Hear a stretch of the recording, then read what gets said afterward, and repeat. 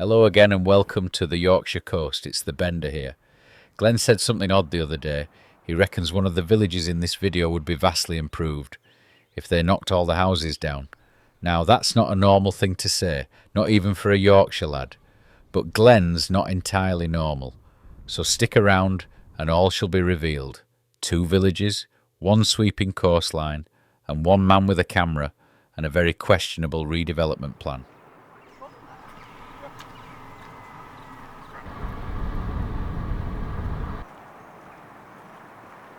Some places cling to the coast like they're hiding from something. Hoods Bay is one of them. Tiled rooftops cascading toward the sea, cottages packed so tight you could probably order a pint through the chimney.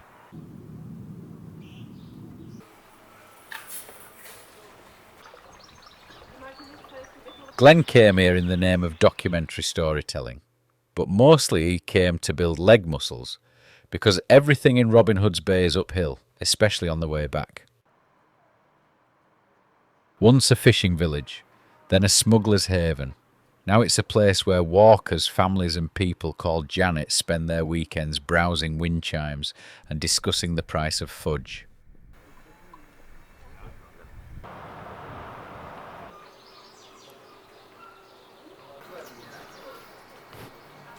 Mate, yes to you. I'm good. How's it going with you? Nice to see you. Good to see you.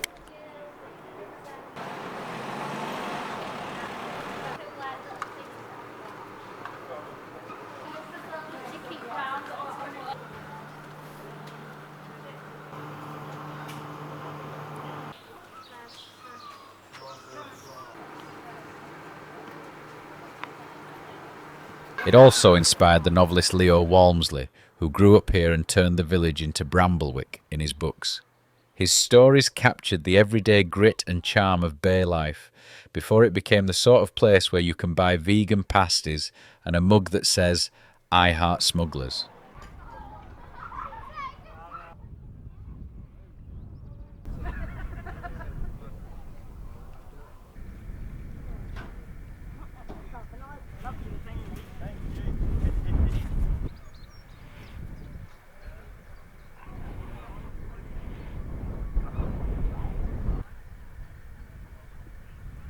That guy's just swam in from Denmark. Well done to him. Fantastic achievement. At low tide, it's a paradise for fossil hunters. Children with hammers, adults with hopes, everyone searching for ammonites, and mostly finding crab claws and excuses. It's also the final stop on the coast-to-coast walk, 192 miles across northern England, from St Bees to the Bay. The tradition is to dip your boots in the North Sea and then immediately regret your life choices.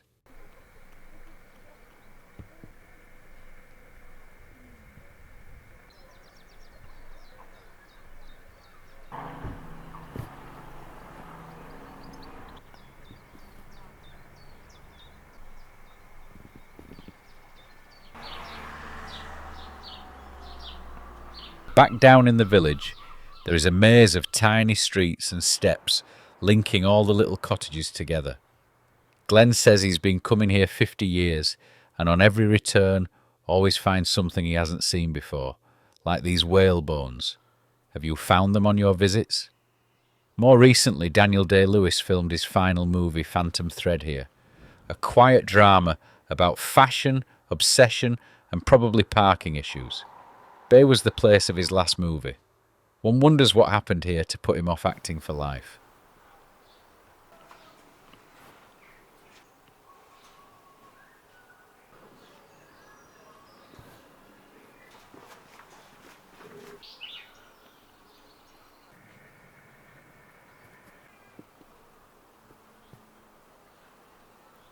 Glenn reckons it's beautiful. He also reckons it'd be much better with wider pavements, a Greggs, a KFC and a multi-screen cinema. We assume he's joking. We really hope he's joking.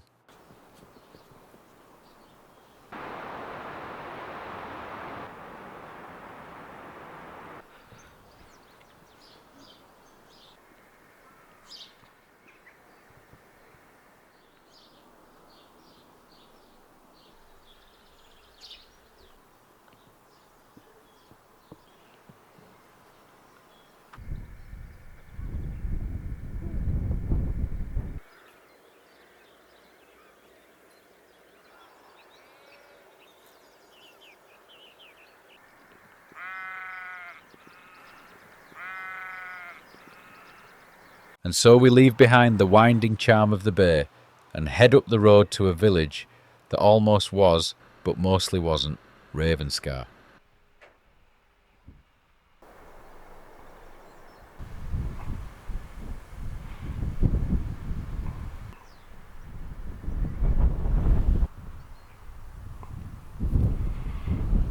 Not far from Robin Hood's Bay, things open up.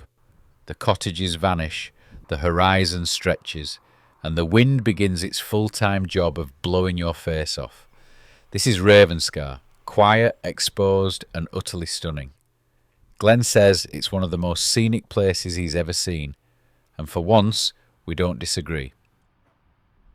But Ravenscar also tells the tale of a Victorian dream. In the late 19th century, plans were drawn up to turn it into a grand seaside resort. Plots were sold, streets were laid, a hotel was built, a railway station opened. It was all going so well. Until someone remembered that the beach is 600 feet below. Turns out that when your resort is on top of some of the highest cliffs in England, it makes the whole seaside part a bit awkward. If you do decide to head down to the rocky shoreline, be prepared. You'll be shouted at by a pack of seal enthusiasts who appear to believe that walking near a boulder is a war crime. Even if the path is public, your presence is apparently distressing to the local walrus community. The resort idea fizzled. The streets were never finished. The crowds never came. What remains is oddly peaceful. Plots of land frozen in time, a village half built and half forgotten. Of course, Glenn, bless him, reckons the houses that did get built only spoil the landscape. To his eye, it's a patchwork mess. He's convinced the whole place would look vastly better if the village didn't exist at all. Flatten the lot, let nature reclaim it. Total rewilding. Just heather, wind, and an occasional seal giving you side-eye. Controversial? Yes.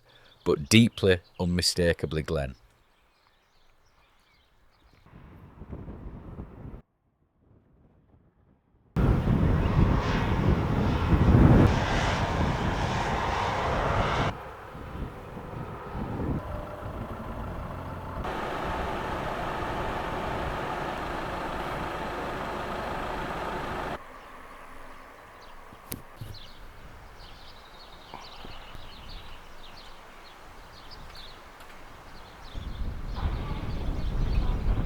There is a National Trust Visitor Centre if you're the type who enjoys your coffee slightly burnt and your jam wildly overpriced.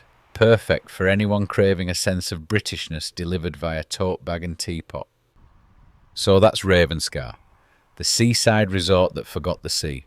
A place of big ideas, bigger cliffs, and possibly the only village Glenn has ever actively wanted to see bulldozed. And so concludes our first entry in the Two Villages series, one thriving, one almost hypothetical. Robin Hood's Bay, steep, charming, and full of humanity. Ravenscar, windswept, empty, and gently haunted by the ghost of failed ambition. Where will Glenn drag his camera next? Somewhere else with hills, probably, or at least a bench. Stick around. There are plenty more villages, and Glenn has strong opinions about nearly all of them.